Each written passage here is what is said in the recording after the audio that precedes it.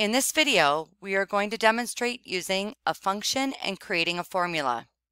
A formula is an expression which calculates the value of a cell, like adding, subtracting, multiplying, or dividing cells. Remember to use parentheses if you need to subtract before multiplying. Excel uses the same order of operations as math. For formulas, you can reference cells or use numbers. Functions are predefined formulas that are already available in Excel. The functions are located under the Formulas tab. Some of the functions that are used the most are under the Sigma button on the Home tab. You will find sum, average, count, max, and min, as well as a shortcut to other functions. All functions and formulas will begin with the equal sign.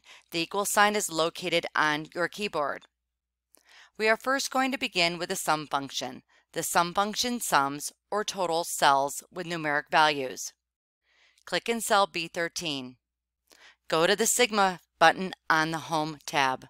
Choose Sum. Notice the equal sign and parentheses are already placed. Users just need to choose what cells will be summed. Excel is placing moving dashes around what it thinks you might want to sum.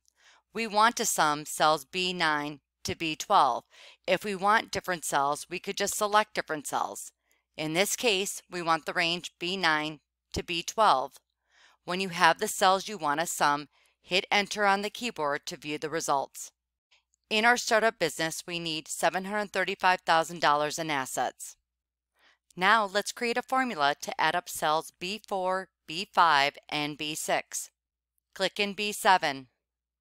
Press equal sign on the keyboard. Click into cell B4. Hit the plus sign on the keyboard. Select B5. Hit the plus sign on the keyboard, and then click on cell B6, and then on the keyboard, hit Enter to view the results. The total amount of expenses will be $950,000. You have just learned the difference between a formula and a function.